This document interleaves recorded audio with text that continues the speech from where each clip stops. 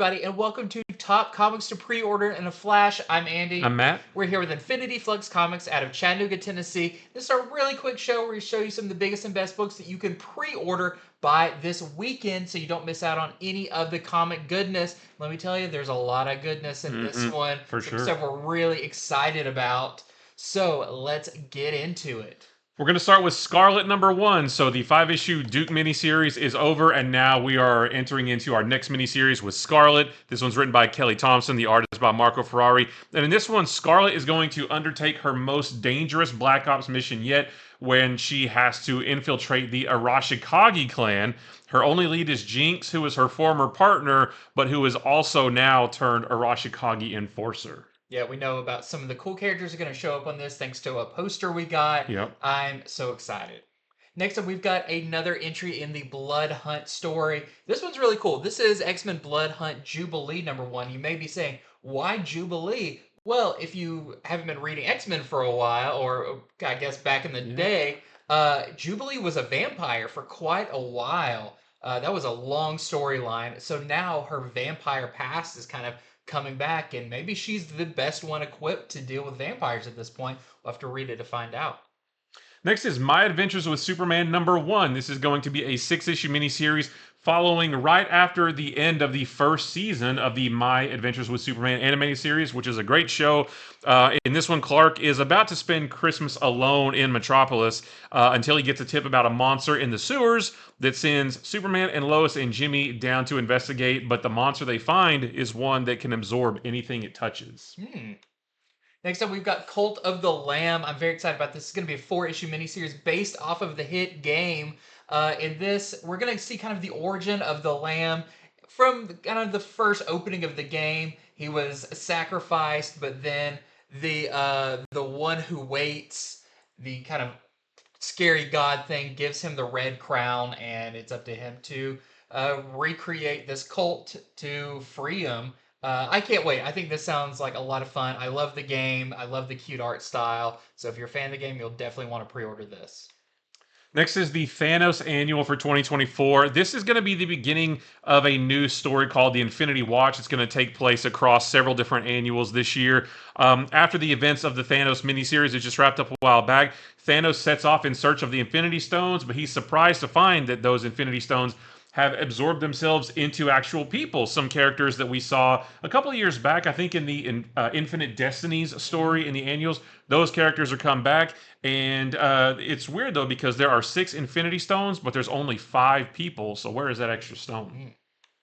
Next up, we've got X-Men Heir of Apocalypse #1. This is really interesting. I was kind of trying to figure out where this fits in because as Apocalypse takes his throne on Araco, which thought that was, we're past that, but I'm not sure. He must entrust another to take his place on Earth to ensure that mutants stay strong and can defend themselves. And he's going to have 12 heroes and villains vie for the Heir of Apocalypse throne for them, basically. So I'm not sure when this takes place, if it's after all the Krakoa stuff or before, but I'm really interested to find out.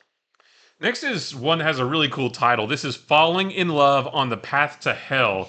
This is a new series written by Jerry Duggan. The first issue is going to be double length, and it's about a female samurai named Asami and a Western gunslinger named McWraith. They are an entire world apart, but they both wake up together in a purgatory that is ruled by a ruthless society of damned warriors. That sounds just really, really That's cool. epic. Yeah. Next up, we've got Hell's Half Acre #1.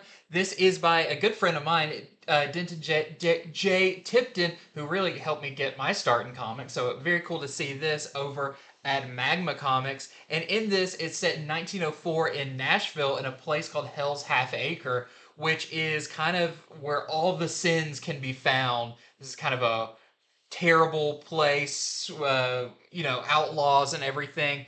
And no more so than a place called Miss Marion's, where a mysterious gambler named Britt will set in motion stuff that causes lawmen and outlaws to hunt him. And it kind of looks like there might be a little supernatural angle in this too. So I'm very excited about this. Next is The Rider, #1. This is co-written by Ben Berkowitz, Max Burowitz, and Josh Gad of Olaf. Olaf. Yeah, I mean, say no more. This one, comic writer Stan Siegel, his life plunges into folklore, magic, and a neo-Nazi occult nightmare. And his search for answers is going to unveil hidden identities, and it's going to set off a race against time. And to combat the rising tide of terror that he's going to face, he's going to have to become the hero from his own stories. And lastly, we've got Space Ghost #2. There's not a whole lot of information about this one, but if you read Space Ghost #1, you know how great it was. It has sold out at this store.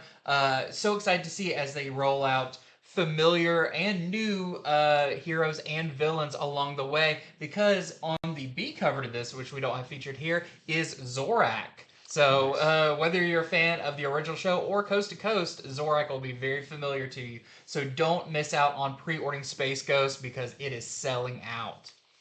That is it for Top Comics to pre-order in a flash. Thank you so much for watching. Head over to infinityflux.net right now where you can pre-order these books we just talked about, plus many, many more. Their variants, all of that. And we'll be going over more of those books coming up on our show on Friday, where you'll see a whole lot more, plus these, all that good stuff.